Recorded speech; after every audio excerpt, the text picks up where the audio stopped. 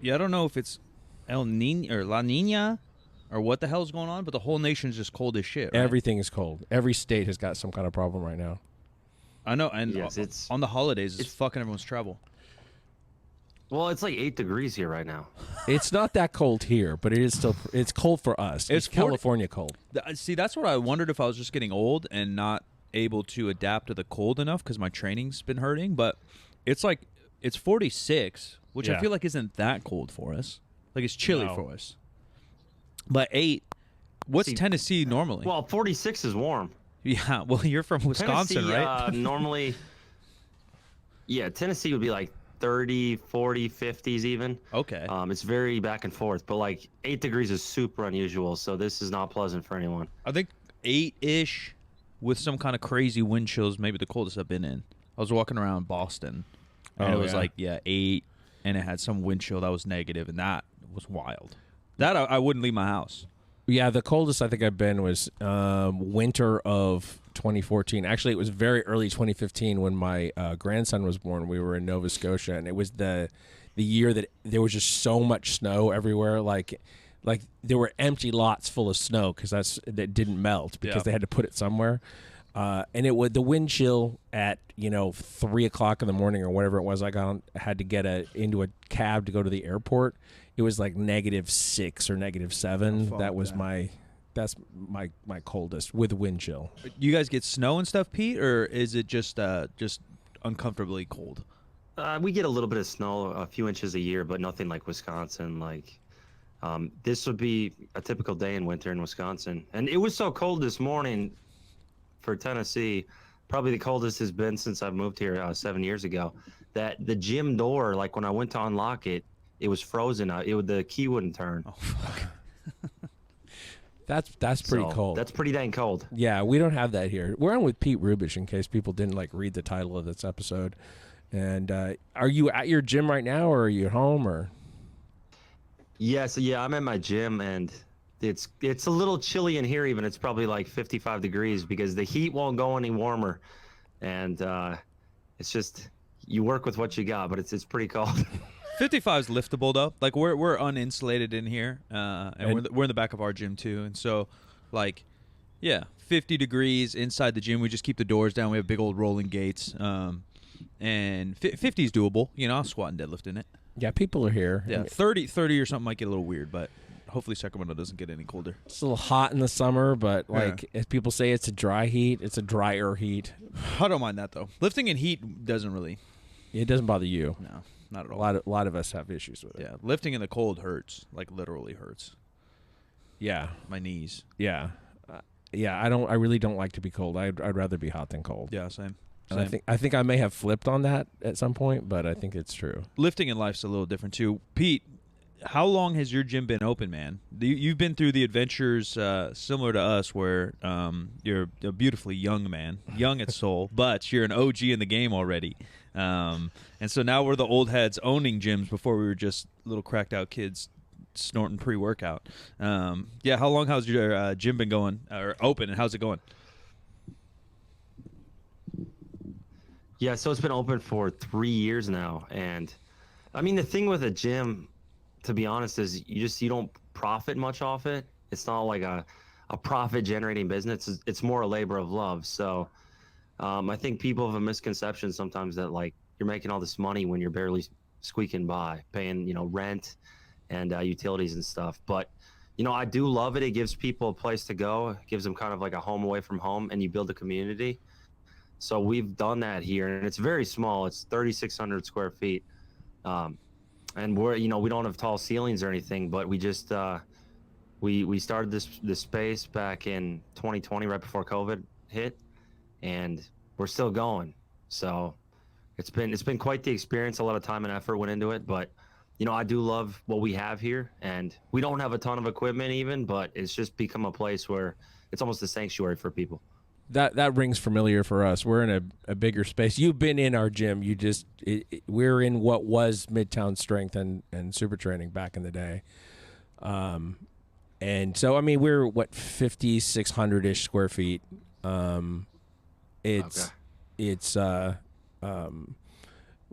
you know, when we built it out, it was during COVID. We had to order equipment during COVID when there were supply chain issues and all that kind of stuff. We went with the best we could do at the time in terms of, you know, just getting deliveries. It took us 3 months to get equipment, for heaven's sakes. But yeah, we started out with here are all the basics, and you can make it work from here in terms of equipment. And we're slowly, you know, padding things out now. Yeah, I think you're right, though. People do have a misconception. I even had it as just like a kid. I thought if anyone owned a business, they were going to be rich as shit. You know, I'd hear like, oh, you know, my friend's dad does this owns a plumbing company. I'm like, damn, that dude's probably crushing it. He's probably so rich. But like, so it's so job dependent, and like you can make a shit ton of money on gyms, but you know, then you're looking at like Orange Theory, you're looking at F45s or something where you're just running people in and out the door all day long, and you're franchising, and it's all commercialized. I'm sure it's the same with anything else, like coffee. You open up a little mom and pop coffee shop because you love the art of espresso and you're going to like get by. Yeah. But you start franchising and roasting coffee and all this shit, and yeah, you could probably make some money. But that's not the world any of us come from, you know. No. You rang, you know, the words that stay so true to us, and like our whole goal is just community, because people don't have a community, and all of us found it, and that's how we met Pete. Is we had an online community because there's no such thing going on in person. Oh, dude, this guy's a maniac, and he deadlifts in his parents' basement. I deadlift in a cold gym in Sacramento. Like, we're got to be similar enough to be friends, you know? Yeah, and the gym, I mean, I don't know how it is for you guys, but, like, I wake up every day, on weekdays at least, at 4:30 a.m., and I'm here till about 7:30 p.m. And it's just, it's a lot. But, you know, I still do love it. I love not having, like, a boss. And there's just a lot that goes into it that people don't see. A lot of maintenance, a lot of, you know, tax stuff and issues like that. But it's been enjoyable for the most part. It's stressful, but it's enjoyable. Yeah. Yeah, we have similar paths for sure. We did all those hours, and luckily now we got a little staff going, so we get to sleep in a little bit, or I get to stay in the warmth until 10 in the morning or so. Yeah, as of, you know, reasonably recently, neither one of us is regularly working at the desk, so that's something. Okay. But yeah, no, we've been lucky to find people who were about it. You know, the next generation. Yeah, people. Yeah, really, seriously, the next generation, like 10 years younger than Mike and 12 years younger than Mike. Seabass is 22, right? Yeah. Who were about it, and they brought in, you know, more of that age group, and you need to have that as well, you know, to grow. Because those are the people who haven't busted themselves up yet. Yeah. I mean, I don't know how it is for you. I know you guys, but this sounds funny. I feel like the old guy now in like powerlifting and like in strength. And I see all these guys, the up and comers, the younger guys in their 20s. I'm like, oh, I remember what that was like. But now I feel like I'm the old guy who's been around forever. And I'm kind of washed up now, and admittedly. And it's a weird transition where you kind of have to accept that you're no longer at your peak, and it's a new generation, and yeah, it's one of those things. Yeah, I mean, it obviously like exploded at the times. You were still like absolutely smashing weights, you know. 2014, 15, 16, 17 is like such a renaissance for the sport. But I felt like another huge one happened during COVID, where like we were literally physically building the gym, so I was kind of checked off online, like doing those long hours, and then like just painting and shit all day. I just went home and disappeared, you know, because we had to do it the next day. So I wasn't paying attention. But this last year, I've kind of stuck my nose back into the grander scheme of the community, and like TikTok, the USAPL. Like the USAPL and IPF are obviously doing well anyways, but they've like exploded with talent and exploded in popularity. And then TikTok, you know, like, yeah, the bodybuilding's still huge, if not bigger than ever, because of CBum and stuff. But there's all these kids like deadlifting, kind of like early days of YouTube. There's all these like kids you never heard of nowhere. Now they're all deadlifting 700-800 pounds on TikTok. You're like, God damn, dude, these kids are everywhere. It's crazy. Do you feel negative anyway about that? I just had this conversation with Barquan. We were lifting in his garage. Talk about cold. Las Vegas gets cold, man. Yeah. And we're training at like 7 in the morning, so the sun's barely up. It was pretty chilly. And I was like, dude, do you get like to Bart? I was like, dude, you get offended by like the term OG? Because I went to one of Russ Swole's meets. Shout out to Russ, and it was really well put on. And I'm looking around, and like everyone in line to talk to people or get pictures, we're all in line with people that wanted to say hi to me, but there was no line with me. And so I was like, oh, I'm the old head now. It's like, I was like, oh, this is kind of weird. Like you said, I had that same vision. I was like, oh, this is kind of weird. Like all the kids winning the meet, like they came and said, what's up? And then everyone else here is here to meet the guy that won the meet. Yeah, it was weird. Yeah, it's humbling because it's a fraction of the attention of what there used to be. Even like 5-6 years ago for me, because it's just a newer generation. It's kind of crazy now. You'll realize people don't even know who like Dan Green is or who Brandon Lilly is. And I'm like, those were the guys when I was kind of up and coming, and now, I'm in the same boat. Sometimes people don't know who I am, and it's just a lot's changed. So it's almost like your 15 minutes of fame is going to run out no matter who you are. Even if you're John Hack. Yeah. John Hack's kind of the well-known, he's the guy right now. His 15 minutes of fame is eventually going to run out, and people eventually will forget about him, and that's just the cycle. Yeah. And I kind of feel like, I've talked about it with him. I kind of feel like I'm seeing that with Kaler now, Kaler Woolham, where he's kind of been passed up by other people, and he's had a lot of injuries, which I've dealt with as well. And he's kind of on the back end of his career, and he was the guy who came right after me. And it's just like that. It's just everyone has 15 minutes of fame, and it's going to run out. And then you're not the guy everyone's standing in line for. People don't even care. Yeah. So it's really humbling. Yeah. How does that affect you? Does that affect you mentally at all? Like personally, any attention I've ever gotten on the internet was just from having like a big mouth. I just talk. It's not because I'm like that strong. Like I'm medium strong. But you're a fucking tank, dude. Like you've lifted weights that are out of 99.9% of what humans can even fathom, let alone lift in their lifetime. And yeah, the next best will always come. Like obviously Jamal Browner's around, and what he does is the next level. But Jamal Browner doesn't exist without Pete Rubish and without Dan Green, and that's just the fact. And whether people pay attention to that or not, I'm sure Jamal does. Jamal's a great dude and like a historian of the game. Because the two words that I lean on everything I do is community, which we already covered, and culture. And culture to me is you have to kind of tilt your hat to what's behind. I was talking to our buddy Pug, Ricky, who's a really, really top-level USAPL kid. I think he's pulled like 770 at 67 kilos or something stupid. Squats, 6, benches 4. And jokingly, he's like, dude, Mike, you'd be really strong if you didn't have to do like bullshit training for 8 years. And I was like, yeah, man, like there was no like coaches, like we didn't know what we were doing, bro. Like he's like, yeah, if you like started where I was like, yeah, dude, like jokes aside, like we blazed the trail for your little dumbass to be strong. Like I fucked up. I ate no carbs for 3 years thinking it was going to help me. So now you can eat carbs. Like you're welcome, but the truth is that's fact. And so, I mean, you're still very strong. You just competed and smashed some weights, but what maybe affects you more mentally? Like you not being able to lift the same amount of weights that you used to, or be in the conversation of like the best deadlifter on planet Earth? Or does it affect you more, that maybe we're just getting older and you're not as popular on the internet? Yeah, I think it was harder for a number of years to kind of come to terms with that. Like it's like an NFL athlete, who's a star running back or whatever, and then 3 years later they're out of the NFL or whatever, and all that fame and attention is fleeting.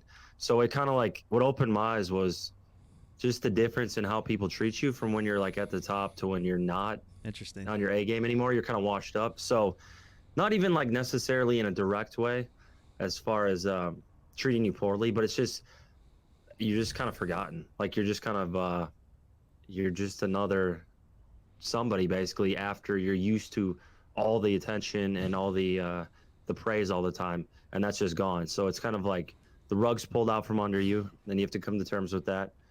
And nowadays, like, I don't even necessarily want the attention because I have a family and I'm just like, I'm over it at this point. I don't need the fame or whatever. But I still want to stay somewhat relevant to keep my businesses going and such. And that's more the motivation. So it's kind of like finding this balance between health and continuing to try to be strong.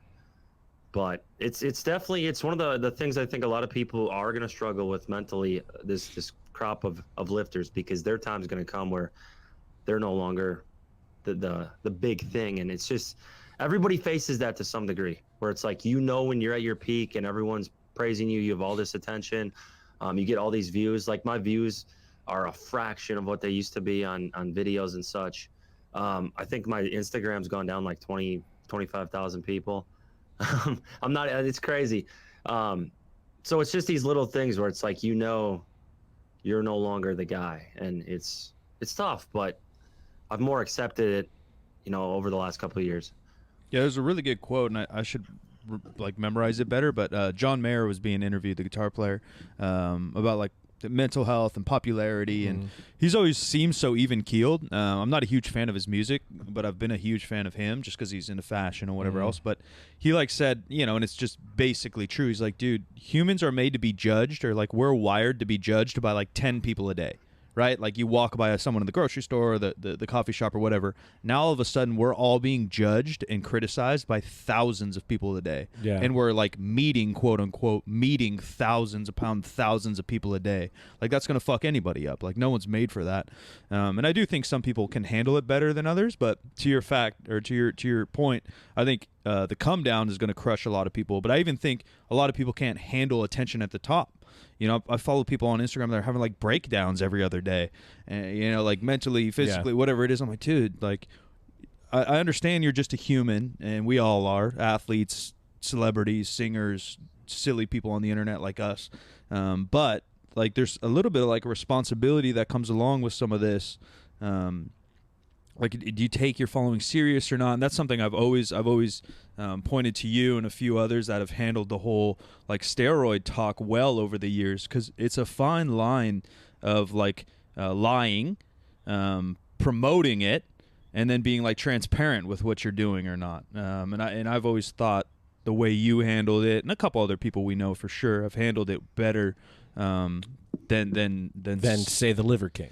Yeah, for sure, the Liver King, but like, and there's everything in between too, where other people are just lying. You know, I've seen like modern pro bodybuilders just saying like, yeah, I'm basically on TRT dose. I'm like, there's just no way, dude. You're literally the best bodybuilder in the world. Like that's just not happening. Why are we lying? You know, like either don't take or The Rock, just don't take the fucking question and ignore it, or be as honest as you can without like promoting it as a thing.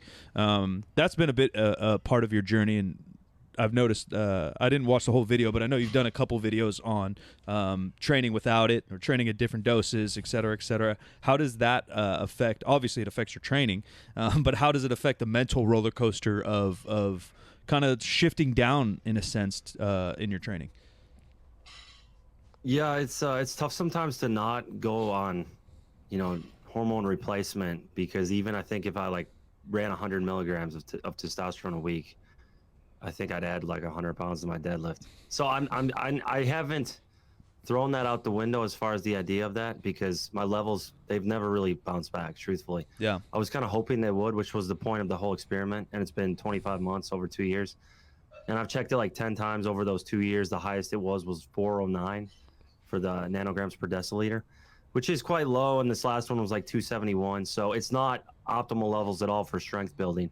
But at the same time, it's kind of like a challenge, because back in the day when I started steroids at 20, I didn't give myself that time to build the base without them. I just kind of jumped on them as the shortcut to really push things when I could have kept building for many years. So I'm almost like trying to reverse that, where it's like I want to take the time now to build up the base under the most difficult circumstances.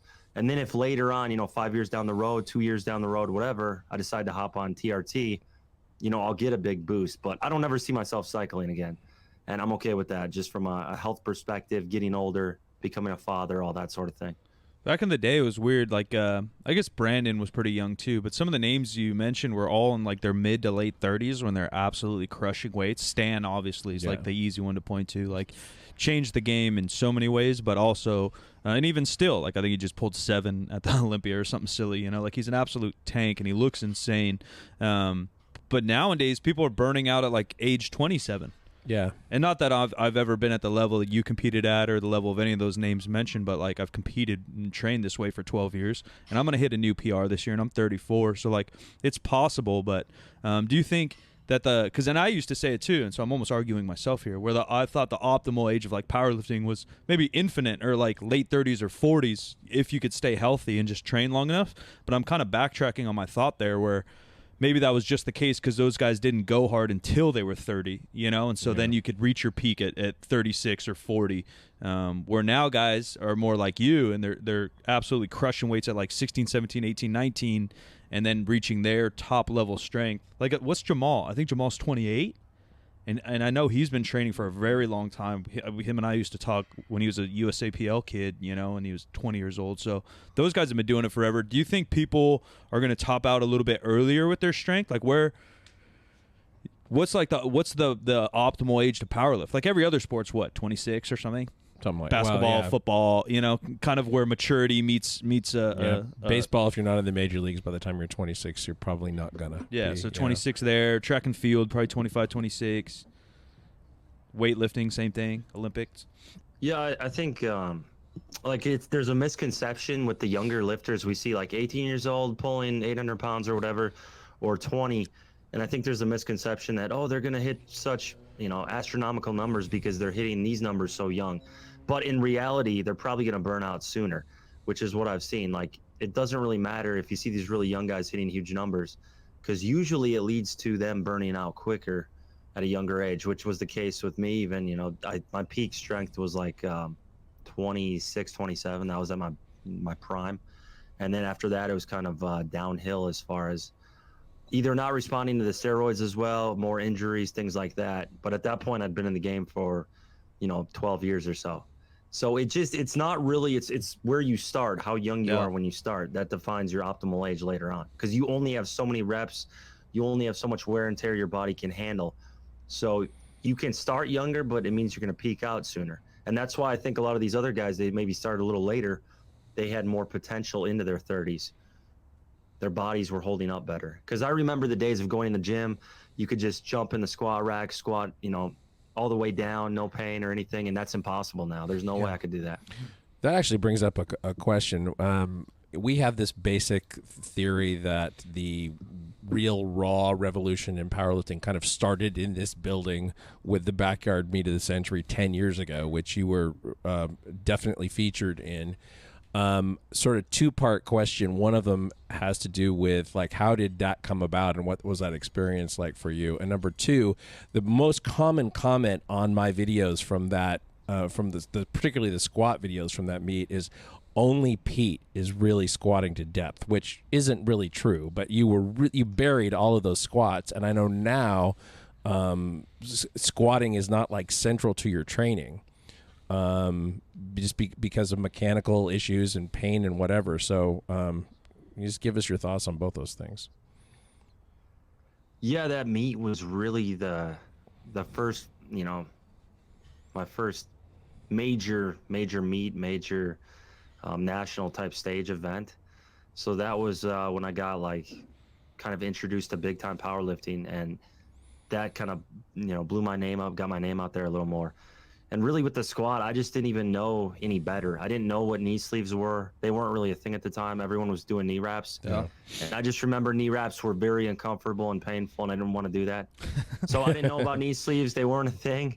I didn't know what low bar was. I was so clueless. Most of my training was beltless. It just was how it was. I didn't know any better. So, and back then there wasn't all the hip issues and stuff because I was fairly new to squatting. So I just could do that. I could push the envelope like that, and stuff wasn't out there like it is now. The information, kind of like you said, where it's like the training programs and all that, it wasn't out there. You just trained hard. You didn't know any better. Same with steroids and all that. There wasn't protocols in place. It was all just getting it from some guy who made it in his basement through one of your buddies. So you knew people who knew people, and they would make it in their basements or whatever, and you'd have infections, and it was unsterile, and it was just so underground compared to now where everything's out in the open because of Instagram. Right? How you're talking makes me feel so old, dude. It's only 8 years ago, all right? You're talking like we're in the fucking 70s or something. It's true, though. 8 years ago, dude, people didn't wear knee sleeves. Like, there's no companies.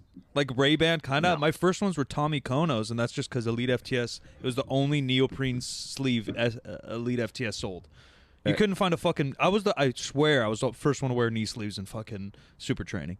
Like everyone's wearing wraps or nothing. I'm like, dude, that wraps hurt. I was the same as you. I was like, this shit fucking hurts, and my shit's cold. Like I need some sleeves. I had some Ray-Bans that from the Gillinghams that they sold on Amazon. You know, I don't even think I paid for them. I think that it's something that Ray-Ban was the only company. Yeah, and they didn't do anything. They were like nothing. They might have kept your knees warm-ish. Yeah, that's why I need a little warmth. Sweat behind them or something, but that's kind of it. What yeah, like there was no other big meets really at all. Like Rum came about in maybe 2012, 2013. Yeah, and there was it New England Record Breakers? Oh. I think before that. For raw guys? It was a raw meet, and there was an attempt at the all-time raw bench record back then, and I don't remember if it was actually made, but you know, I mean, some of the multiply guys like Donnie Thompson or whatever did that meet. So I remember Rum, and that would be the invite you guys and some big heads, and then that's kind of like it. You're right. Like there was no national meets where now it seems like every 2 months there's going to be something. You know, there's some kind of pro raw something, and that's a huge evolution in 8 years. You know, like we're still so far behind so many other sports in so many ways in terms of money and pay and union and sponsorships and everything. But to see where it's come from, you know, the backyard meet by name was a little bit of a joke and a meme. Yeah.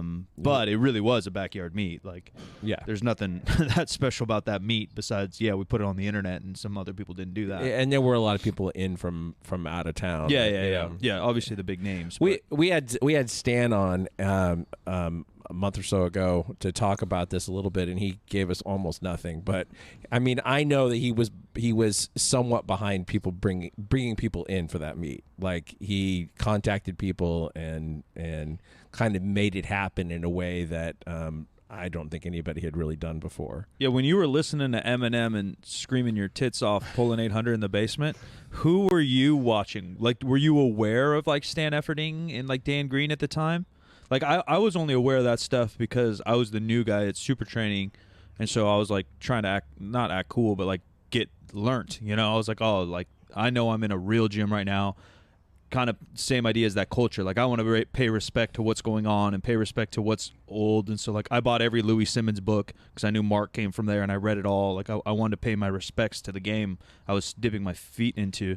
But you know, you were just like on an island, which I almost respect more. Like I already had a culture. I stepped into a culture. You were just lifting by yourself, getting strong as shit. Did you watch YouTube or did you read shit? How'd you learn at all? I think I was aware of, like, I watched Dan Green, Brandon Lilly. Those were kind of the main guys, and then the Lilly Bridges, because they were 2 hours south of me where they lived, and I would go down there from time to time to train with them, Chris Hickson. So those were all the guys kind of in that circle, and then Lehman came along, and it's humbling to like look at that meet and that footage, and just it blows my mind because so many of those guys is just I don't know where they are, what's going on, and like Chris passed away, and Brent Willis disappeared pretty much. I don't know what no one can get a hold of him. No one knows where he is. Vince Urbank, same kind of thing. Eric Spoto kind of, faded away. It's just everyone, a lot of those guys, it's just, we don't even know where they are. Yeah. So it's like, it blows my mind. I'm like, that was 2013, 14. And I'm like, holy smokes, it's not even a decade later. And so much has changed. So I know that's, things change, but it's, I don't know. It's humbling. It's crazy to think about. Yeah, the landscape is definitely different. Like I said, we went to there's a big like kind of California USAPL meet that they did a mini expo around, and we went there, and there's like very few familiar faces. We made new friends, which is cool, but like just a whole new generation and like how they treat the sport and love the sport. And they love it. And these younger crowds are all about it, and they train hard, and they buy the equipment, and they get after it. But I don't know if they know, what laid the road even 10 years ago, 8 years ago, which is funny. And then going to Russ's meet, Russ is another one that's like, just hitting his peak popularity. I think he has a couple more years of big strength in him. But he knows the roots of the game. You know, he knows the roots of the sport. He's like kind of a young OG in a sense, which is cool. And I think a lot of the guys that are smashing weights know. Bob, who's taken the USAPL by storm, just pulled like 830 or something stupid. You know, Bob's been in the game, I think, and watched a lot of stuff and knows what's going on. So it is interesting because like there's no way you get drafted in the NBA right now and don't know who Michael Jordan is or fucking Larry Bird. You know, but in our sport, like you said, maybe it's the characters that came before, disappearing. Like, why is our culture so split? And it's always been a little split with the natty shit and the non-natty shit. That's always been a little bit, which I think is stupid because we're all lifting barbells and like, it's kind of like knee sleeves and non-knee sleeves. Like, why can't we just take it for what it is? Who cares? Like, that was really strong for non-knee sleeves, and this is really strong for knee sleeves. Like, it doesn't really matter to me if you're lifting weights. But for some reason, there's like a gap in generations in our culture. Yeah, I think that's true, and it was really true back, at the time that I got involved with powerlifting, and then coming into the sort of raw age, 8-9 years later, where it was a different kind of freak show to go to a multiply meet, like a APF seniors, 2005, 2006, 2007. It was a different kind of freak show than what you see now, because everyone was purple,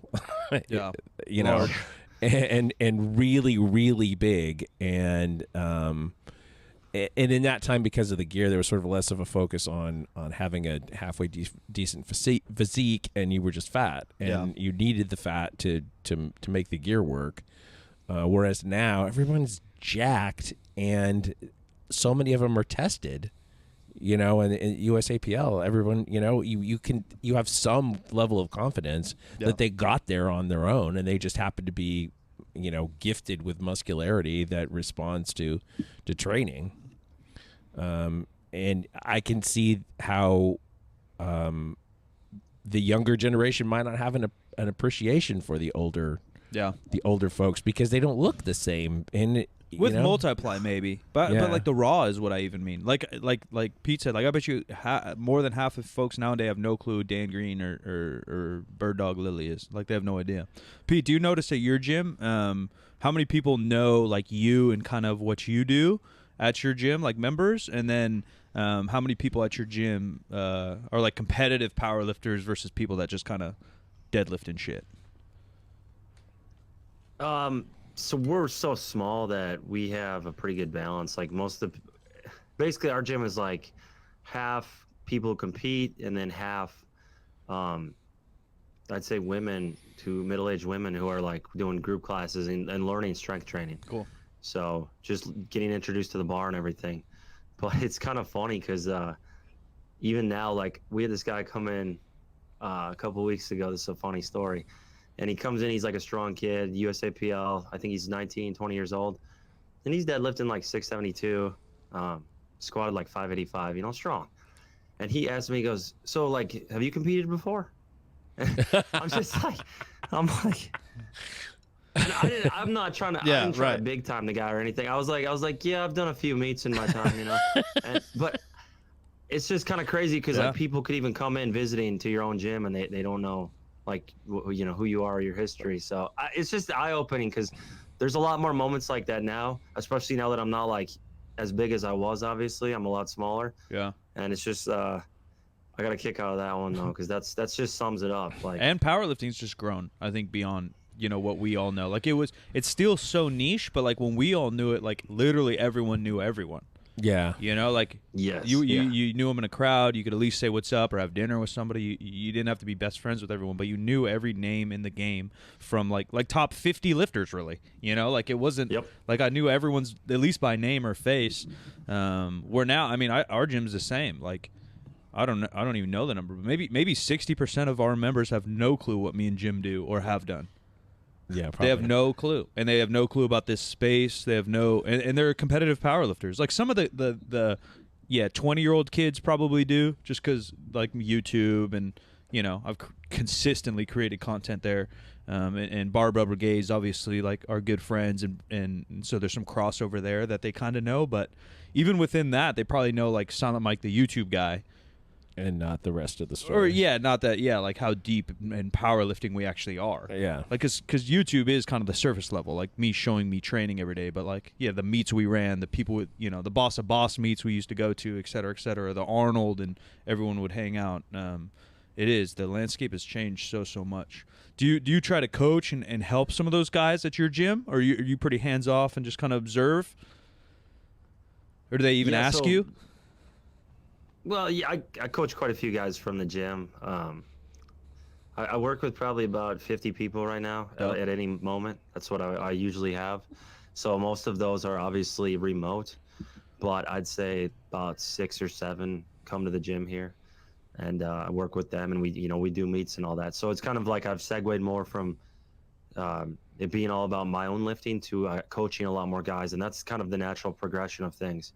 So I still like to lift heavy and push deadlifts and bench, especially not squats anymore. Pretty much gave those up. But it is definitely more of a coaching role these days, as opposed to being the focus on myself. How does that work mentally for you? Is that transition? Like, obviously we've talked about a lot of different changes in mentality and what we do, but has coaching hit your heart in a way, like fulfillment? Like you were known for training very passionately and getting after it like a motherfucker. Does coaching hit that little sweet spot for your, soul, in lack of a better term? Yeah, I mean, I do love it. I've been doing it for 10 years now. So it's pretty much, it's been full time. It's been my full time job beyond the gym and personal training people and running classes. So it's all a mix of all that. And you get to a point where you're at peace with what you've done, and now you're like trying to help other people.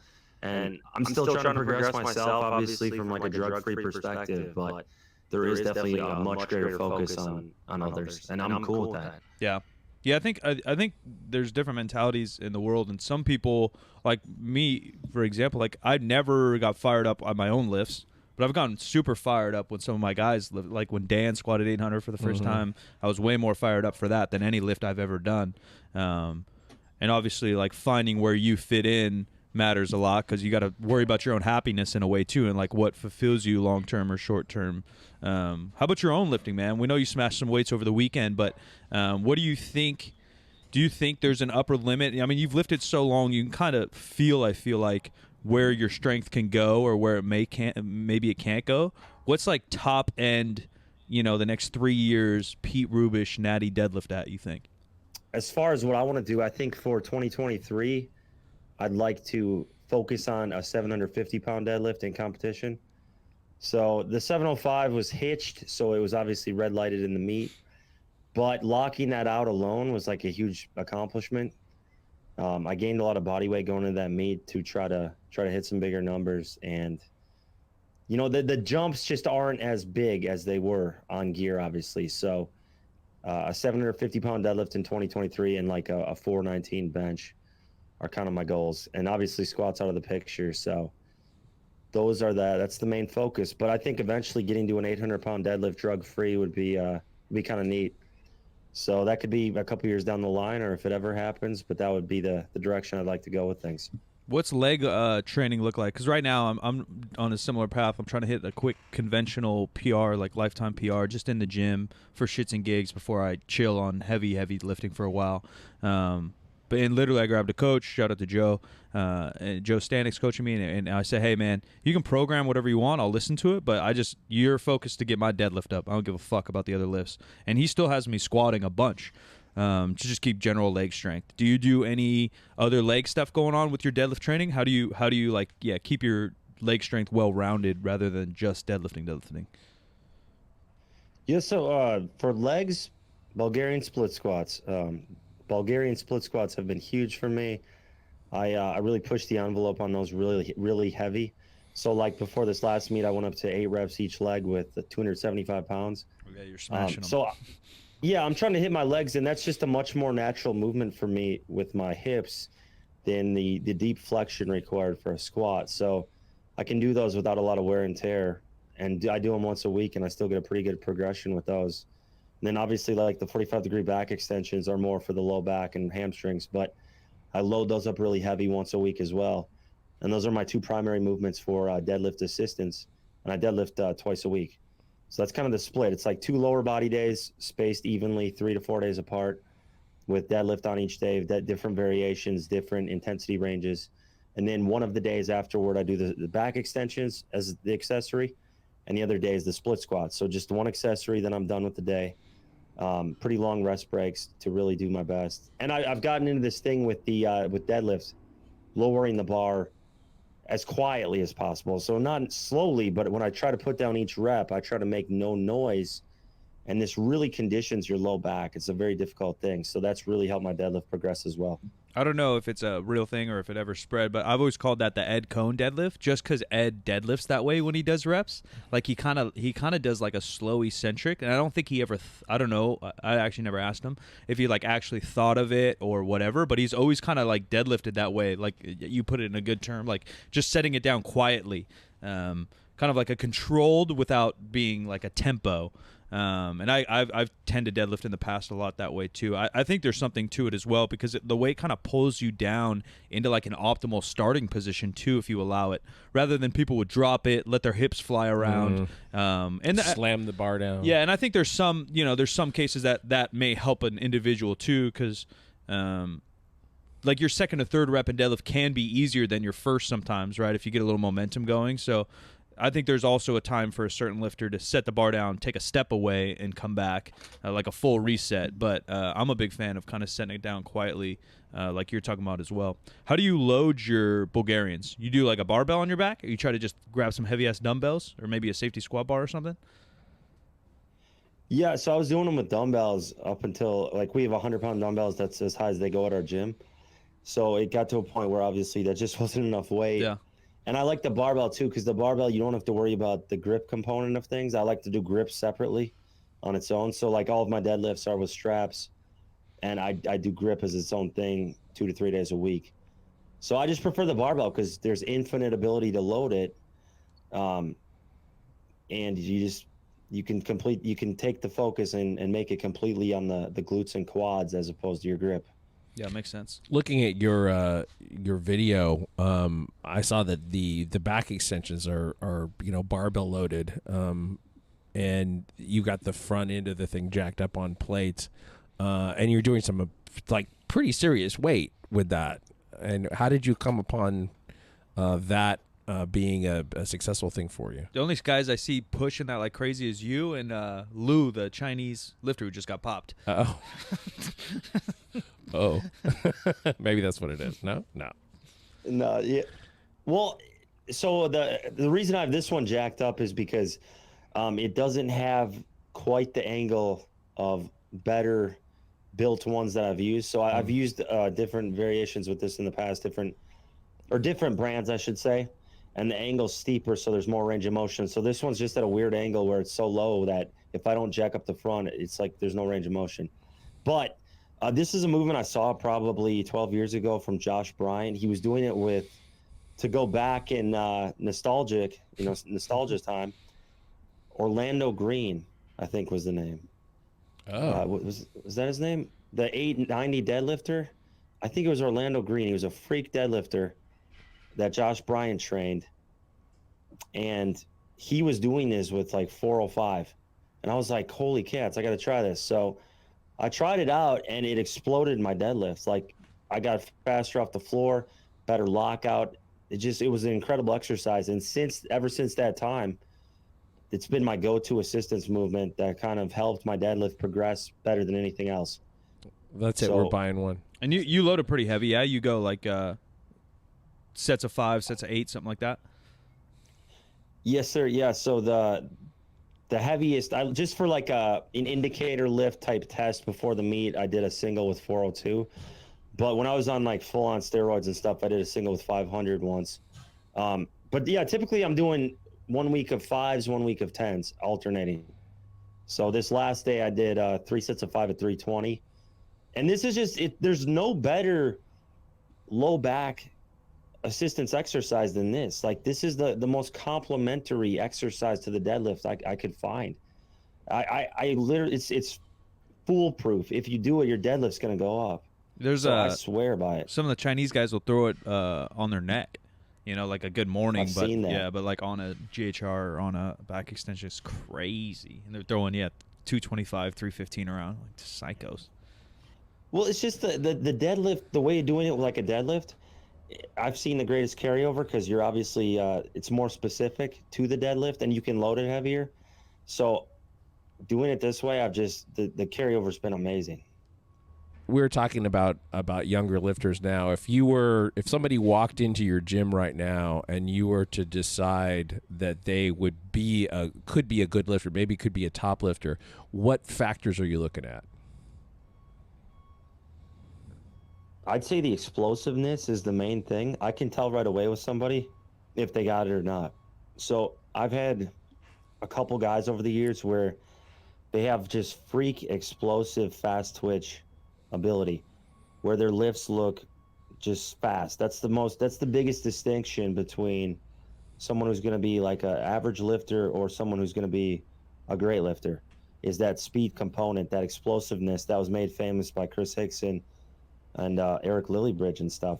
That I remember, like, we used to train in a manner where all our warm-ups, we would pull them like a max, and it was a contest to see who could pull the warm-ups the fastest, and that is what led to the big weights. So whether it's deadlift, squat, bench, you have to lift your warm-ups with intent and with explosiveness. And when I see that in a guy, then I know he's got some potential. So that's the main thing I would say that I look for, is how explosive they lift. What about the mental game of it? Mentally, you got to be patient. Like, and I didn't have this myself when I was younger, but the patience to not like go heavy constantly week after week. You have to peak. You have to plan out a 10 to 15 week training cycle to peak at the end and work up to those heavy weights, as opposed to every training session going to failure. Most of your training sessions for the duration of a training cycle should be reps in the tank, more left over. You should feel like you could do more. They should be fast. You should lift fast. You should teach yourself to lift fast with room left in the tank instead of hitting grinders all the time. So guys who are willing to do that and temper their expectations a little bit as far as the progression, they're going to do the best. You think being a coach or opening a gym itself allowed you to learn a little bit of patience? Or you think just getting older allows you to learn patience? Because I agree. I think patience is number one attribute to anything, really, right? Like business is no different than lifting, man. And it sounds so cliche until you start to like do it. But like, you can't just deadlift 10 sets of 10 on a Monday once a month and expect to be the strongest deadlifter of all time, right? Like, you got to do multiple sets, multiple reps for weeks and days and years and decades to be like the best. And business is the same. You can't just show up on Monday, like, do like work, whatever that is, emails and fucking fix the toilet, and now your gym's dope. Like, it's a little bit of work and weird shit all day, every day, forever. Like, things just don't move. You can't work harder to add 100 pounds to your deadlift. Like, you can't outwork time, and same thing works for business. Or do you think it's just, we're old now and so we're forced to learn patience? I do think the being older is a huge part of it, because my mind's just not the same place it was when you're 20 years old and more reckless. If you I'm 31 now, so I know that's not that old, but like, no, you're old, bro. You're fucking I know, I'm an old guy. You got I'm one okay foot in the grave. I'm at peace with that. Welcome to the club, right? So even I can look back and say, wow, that was stupid and I shouldn't have done it that way or whatever. So it's hindsight, and it's maturing, and you get to a point too where you're like, okay, life is not just lifting. It's not just about this. That can add to my life. That can be my passion and my hobby, but it's not the end all be all, which is where I got to the point where I was like, okay, I need to stop mega dosing steroids and tren and such, and chill out a little bit, because I want there to be something after lifting where I'm not like dead in my 40s. Yeah. Which, it's eye-opening. I was around Dallas all the time, Dallas McCarver. Yeah. We trained at the same gym in 2 locations. When we were in Lexington, Kentucky, we were at the same gym. And when we were in Knoxville, Tennessee, we were at the same gym. So I saw him for years, And he was the same age as me. So when he passed away, it just was like, I didn't think that was possible at 26. Freaked me out. And, you know, Chris Hickson, same kind of thing. Boston Lloyd, all these guys. Yeah. I was, you know, I wouldn't say close to necessarily. Probably Boston at the time was the one I was closest to.